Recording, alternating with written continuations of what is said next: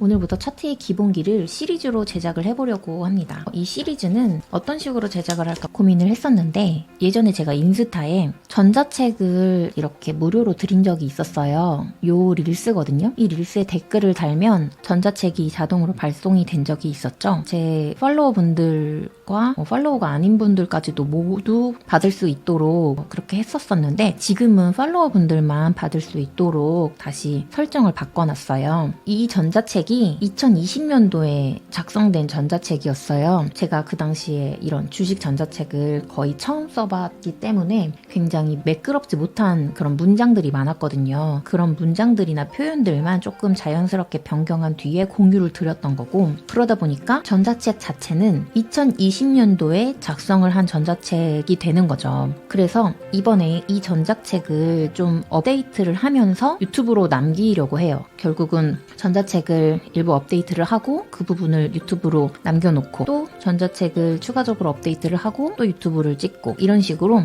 유튜브를 계속 업데이트를 할 예정입니다. 그리고 전자책이 다 업데이트가 되고 유튜브 시리즈도 다 올라간 이후에 이 전자책을 다시 공유 드리려고 해요. 전자책이 업데이트가 된 부분으로 유튜브를 찍는 것이기 때문에 뭐 완벽하게 내용이 똑같지는 않겠지만 그래도 미리 이 릴스에서 전자책을 다 다운받아 놓으시면 유튜브를 듣기에 조금 더 편하지 않을까라고 생각이 듭니다. 전자책에 대한 설명은 이 정도로 하고요. 지난번에 공유드렸던 전자책을 제가 초반 캔들 부분 조금 업데이트를 했고 이 부분에 대해서 오늘 말씀을 드리도록 하겠습니다. 제목은 넘어가고 여기 이제 고독한 투자 월 12,900원 저렴하죠? 여기서 차트 강의도 진행을 하고 매매일지에 대한 분석도 진행을 하고 있으니 많은 관심 부탁드려요. 목차는 앞으로 계속 업데이트가 될 예정이에요. 여기 뭐 번호도 제대로 업데이트가 안 돼 있죠? 오늘은 여기 적산병, 흑산병까지 진행을 할 예정입니다. 차트는 기본적으로 캔들로 이루어져 있어요. 주가를 움직이는 작은 기둥이죠. 캔들은 다른 말로 하면 봉이라고도 합니다. 봉. 캔들 하나를 가지고 캔들에 대해서 설명을 하면 시가, 종가, 고가, 저가. 여기서 양봉 같은 경우는 시가, 종가, 그리고 시가보다 낮은 것을 저가, 종가보다 높은 위치를 고가라고 합니다. 음봉에서는 시가가 위에서 시작해서 시가보다 높은 부분이 고가, 쭉 내려가서 저가를 찍고 보통은 종가가 이렇게 마감이 되죠. 이런 식으로 도치 캔들도 있어요. 도치 캔들은 시가와 조가가 똑같을 수도 있고 조금 비슷하게 살짝 작은 캔들까지도 보통은 도찌라고 하잖아요. 시가보다 조금 높으면은 양봉 도찌, 시가보다 조금 낮은 종가하면 음봉 도찌 이런 식으로 말합니다. 캔들 하나하나에 대한 의미를 아시면 주식 전반적인 흐름을 이해하기도 편해져요. 물론 캔들 하나만 가지고 이런 차트를 전부 다 이해하기는 어렵지만 캔들만 알아도 많은 도움을 받을 수가 있는 건 사실입니다. 캔들은 분 단위의 주가를 표현을 하면 분봉이라고 부르고 일 단위의 주가를 표현하면 일봉이라고 부르죠. 주 단위의 주가를 표현할 땐 주봉, 월 단위의 주가를 표현할 땐 월봉이라고 부릅니다. 이런 1분, 5분, 10분, 하루, 일주일, 한 달 등의 여러 기간 동안의 캔들이 쌓이면 그게 차트를 형성하게 됩니다. 자, 이런 식으로 봉 하나하나가 일봉 차트를 이렇게 만들기도 하고 봉 하나하나가 분봉 차트가 모여서 차트를 형성을 하기도 합니다. 이런 질문을 많이 받았어요. 1분 봉을 많이 보시나요? 10분 봉을 많이 보시나요? 3분, 5분 어떤 분봉을 많이 보시나요? 근데 저는 다 봐요. 어떤 캔들에서 어떤 지지와 저항, 어떤 파동을 확인할 수 있을지는 저도 몰라요. 1분봉으로 볼 때 보일 때도 있고 3분봉, 5분봉 언제 보일지 몰라요. 15분봉에서 보일 때가 있고 심지어 120분봉 이런 데서 보일 때도 있어요. 300분봉 이런 데서 지지와 저항이 더 잘 보일 때가 있어요. 그렇기 때문에 저는 보통 다 보는 편입니다. 1, 3, 5, 10, 15, 30, 60 이런 건 기본적으로 보고 더 크게 120분봉, 300분봉 이런 부분까지도 볼 때가 많아요. 당연히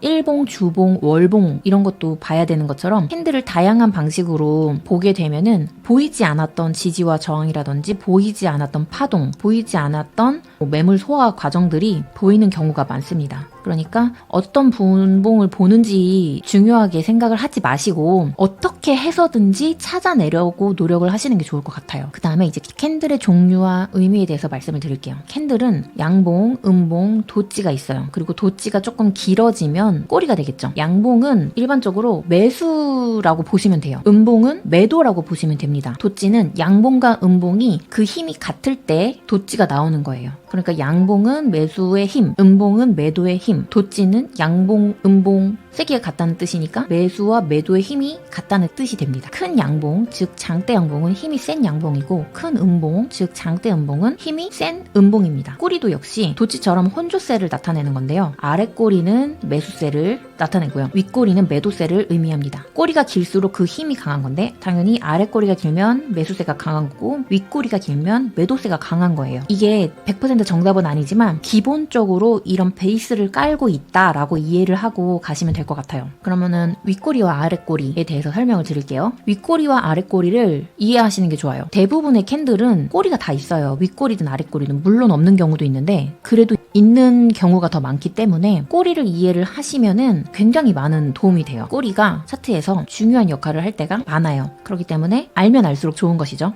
캔들에 대한 정확한 해석은 거래량과 함께 봐야지 더 정확해지는 거는 맞는데 오늘은 거래량에 대해서는 얘기를 하지 않고 캔들에 대해서만 얘기를 할게요. 그리고 뒷부분에서 거래량에 대해서 더 자세하게 얘기를 할게요. 근데 꼬리와 아래 꼬리에 대해서는 거래량과 함께 이야기를 해보도록 하겠습니다. 거래량이 많은 윗꼬리가 여러 단계에서 나올 수가 있어요. 일단 단기적으로 상승한 종목이 윗꼬리를 만들었을 경우에는 매도가 나왔던 것으로 해석을 할 수 있기 때문에 이런 윗꼬리에서는 일단 한 번 정도는 절반이나 30%, 70% 이런 식으로 일단은 매도를 하는 게 좋아요. 윗꼬리가 길 경우 매도세가 강한 거라고 했고 윗꼬리가 짧아도 어느 정도의 매도의 힘은 들어가 있는 거라고 말씀을 드렸으니까 윗꼬리에서는 1차적으로 매도를 하는 게 좋습니다. 이런 식으로 이것도 많이 오른 다음에 윗꼬리가 발생을 하였죠. 이런 자리에서도 일단은 매도를 하는 게 좋아요. 그런데 이제 윗꼬리를 만든 다음에 매도하면 좀 늦고 윗꼬리가 발생하는 중간에 매도를 해야 되는데 이거는 뭐 여러 가지를 참고를 할 수가 있는데 이격도, 거래량 뭐 다양한 것과 참고를 할 수가 있어요.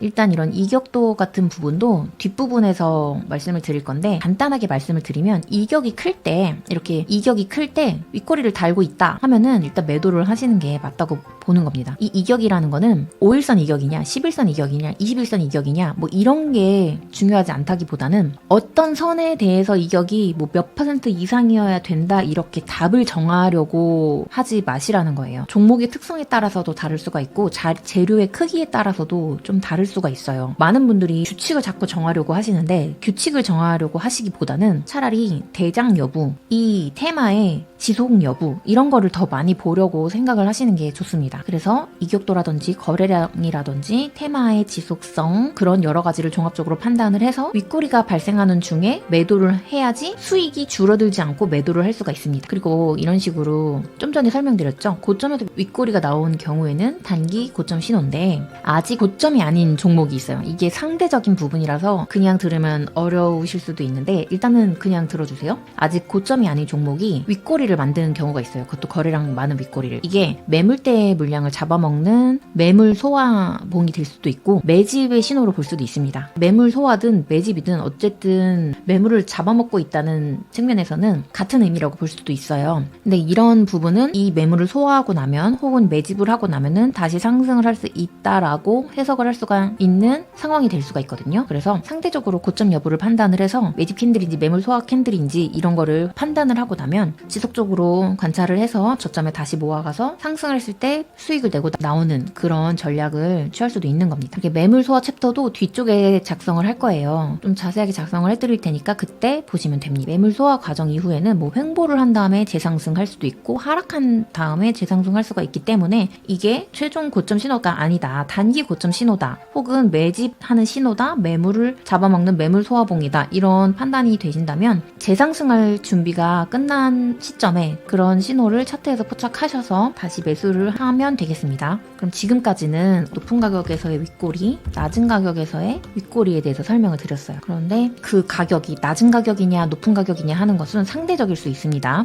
그 부분을 판단하기 위해서는 많은 경험으로 주식의 고가와 저가를 판단하는 눈을 기르시는 게 좋고 또 이것뿐만이 아니라 거래량, 뭐 테마의 지속성, 그리고 이격도, 재료, 대장 여부 등등으로 그렇지만 기본적으로 1차 상승 조정, 2차 상승까지 안전한 구간이라고 볼 수가 있어요. 지금 말씀드린 1차 상승 조정, 2차 상승 같은 경우도 뒷부분에서 말씀을 드리도록 하겠습니다. 사실 차트가 굉장히 복합적인 부분이라서 한 번에 하나씩만 설명을 하는 게 불가능해요. 그래서 뒷부분에 배울 내용까지도 앞부분에 이런 식으로 설명을 드릴 수가 있는데 이게 지금 뭐 잘 모르겠다고 해서 좀 어려워도 그냥 일단은 넘어가시고 오히려 뒷부분에 이런 거 배우실 때 앞부분에 대한 것까지 다시 복습이 되니까 이런 시리즈를 계속 듣다 보시면 점점점 더 실력이 높아지실 겁니다. 그럼 아랫꼬리를 볼게요. 아랫꼬리를 찌르는 경우도 다양하게 해석을 할 수가 있어요. 상승하지 않은 낮은 가격대에서의 아랫꼬리는 지지하는 캔들이 될 수가 있어요. 특히나 지지선을 깨지 않으면서 아랫꼬리를 만드는 캔들에서 매수를 하시면 반등할 때 수익을 보는 경우가 아주 많습니다. 여기 요 구간 61선 구간 정도가 지지선이 될 수가 있겠죠. 왜냐면 이 앞에 저점이 있었기 때문에 이 저점을 깨지 않는 이런 아랫꼬리가 나왔을 때는 여기가 매수 찬스가 될 수가 있는 거예요. 여기서 매수해서 뭐 이런 식으로 반등했을 때 매도를 해도 되고 더 길게 저점을 깨지 않는 한 계속 길게 가져가서 크게 먹을 수도 있는 것이고 이건 역시 재료나 테마의 지속성을 보고 판단을 할 수가 있는 거죠. 그리고 완전 바닥은 아니지만 이렇게 어떤 캔들, 이 캔들의 저점을 깨지 않고 지속적으로 아랫꼬리를 다는 경우가 발생을 할 수가 있죠. 물론 얘는 도찌이지만 도찌도 결국은 위아래 꼬리가 있는 캔들이잖아요. 그러니까 아랫꼬리, 도찌의 아랫꼬리로만 일단은 해석을 하시면 어떤 최근에 저점을 깨지 않는 아랫꼬리들이 연속으로 나왔을 때 강한 지지선을 형성하고 있다라는 것을 눈치를 챌 수가 있는 거죠. 그러면 그런 아랫꼬리에서 주식을 모아가다 보면 반등할 때 매도하여 수익을 창출할 수가 있습니다. 여기서 그냥 조금 힌트를 드리면 거래량이 여기서 굉장히 많죠. 아랫꼬리 캔들에서 이 아랫꼬리 캔들에서 거래량이 많기 때문에 의미가 있는 캔들이 된 겁니다. 이 의미가 있는 캔들의 저점을 깨지 않는 이런 아랫꼬리 캔들들은 이 저점에 대한 지지선의 신뢰도를 높여주는 거예요. 이 가격대는 지지선으로서 의미가 있다 라는 것을 이 캔들, 첫 번째 캔들과 이 두 번째, 세 번째, 네 번째 아랫꼬리로 얘기를 하고 있는 거죠. 차트가. 그래서 바닥 구간은 아니지만 아랫꼬리가 특정 가격대를 깨지 않았죠. 즉 지지선을 깨지 않았고 그 이후 상승을 했습니다. 저 아랫꼬리들은 지지하는 역할을 했다고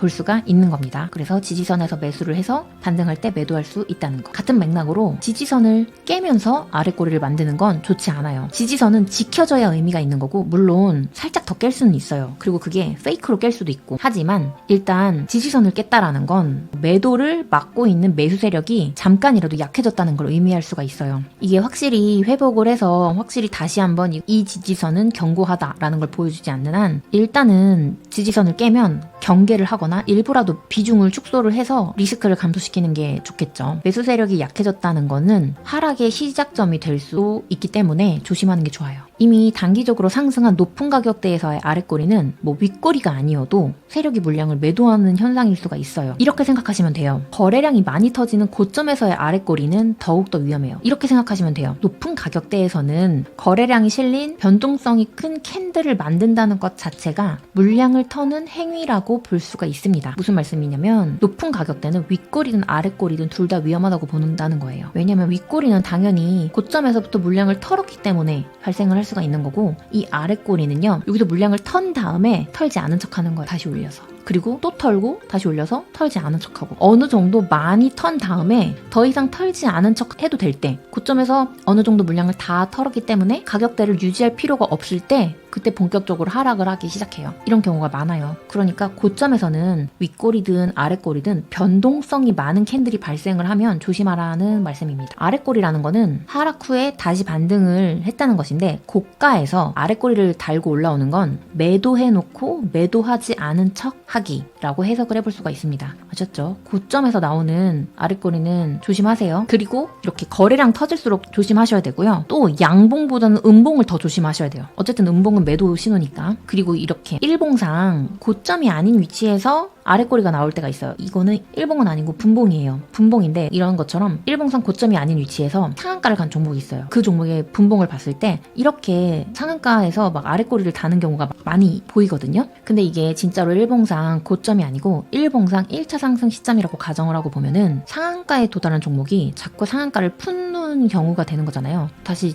계속 반복을 하게 되는데 상한가에 간 종목이 자꾸 상한가를 풀면서 아랫꼬리를 만든다는 거는 일봉상으로는 아직 저점이기 때문에 분봉을 보고 있는 개미들을 겁먹게 해서 그 개미들이 가지고 있는 물량을 이 상한가에서 물량을 뺏는 현상일 수가 있어요. 일봉으로 보면은 저점인데 개미들이 분봉으로 보면 고점이잖아요. 그러니까 가짜 고점에서 개미들의 물량을 뺏는 거죠. 즉 개미털기를 하는 겁니다. 물론 이것도 테마, 재료, 거래량 이런 걸 전반적으로 보고 판단을 해야 되는 건 맞아요. 하지만 하지만 이런 거를 알고 그 다음에 이제 테마와 거래량과 재료 이런 거를 배우는 거랑 이런 윗꼬리 아랫꼬리 뭐 이런 것의 특성을 모르는 상태로 테마 이런 재료들만 주구장창 배우는 거랑은 다르겠죠. 지금 저희는 차트를 공부하는 이유가 재료를 차트에 입혀서 더 디테일하고 정확한 매매를 하기 위해서잖아요. 그렇기 때문에 차트 그리고 각 캔들이 의미하는 바를 아는 거는 매매를 하기에 꼭 필요한 지식이에요. 그러면 다음 거래량이 없는 아랫꼬리에 대해서 배워볼게요. 아무리 거래량이 없어도 지지선을 깬다면 일단 경계를 해야 돼요. 지지선 부근에 거래량이 없는 아랫꼬리는 지지하는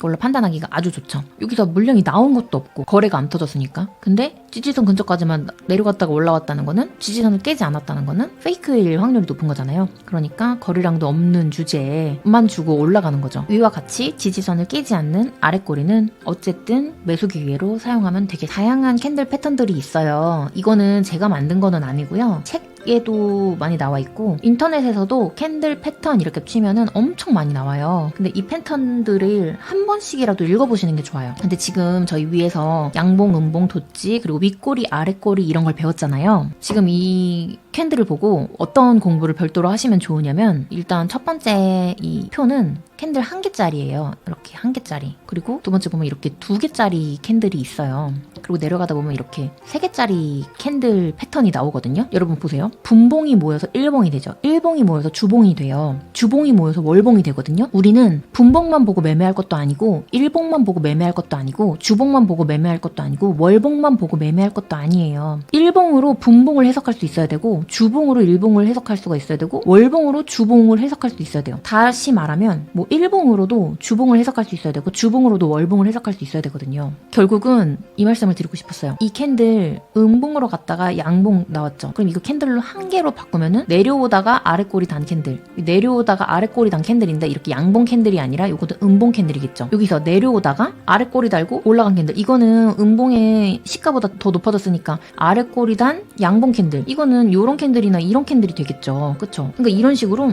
캔들의 두세 개가 캔들 한 개로 변환시킬 수 있어야 돼요. 왜냐면 우리는 주봉도 해석해야 되고 월봉도 해석을 해야 되기 때문에. 아시겠어요? 뭐 캔들 5개가 모여서 주봉인데요? 이런 얘기는 하지 마세요. 캔들 5개가 모여서 주봉이 되던 캔들 2개가 모여서 뭐 주봉이 되던 어쨌든 여러 가지 캔들이 모여서 이렇게 캔들 하나의 의미로 바꿔서 해석을 할 수 있는 그런 눈을 우리는 가져야 돼요. 나중에 보면 일봉에서 이거랑 이거랑 같은 원리잖아요. 결국 이게 매물소와 캔들이 될 수 있는데 이것도 매물소와 캔들이 될 수 있거든요. 그리고 이것도 매물소와 캔들이 될 수 있거든요. 나중에 알려드릴 기회가 있겠지만 다양하게 캔들을 해석을 할 수 있어야 우리는 일봉, 주봉, 월봉도 해석을 할 수가 있고 일봉에서 이런 변형이 나왔을 때 자유자재로 의미를 해석을 할 수가 있기 때문에 이런 캔들은 직접 한 번씩 다 보시면서 공부를 해보세요. 한 번씩이라도 보시면서 이게 캔들 하나짜리로 바꿨을 때 어떤 식으로 될지. 여기도 있네요. 3개짜리도 이거는 큰 장대 양봉으로 해석할 수가 있고 이건 큰 장대 음봉으로 해석할 수가 있겠죠. 뭐 이런 식으로요. 적산병, 흑산병 규칙을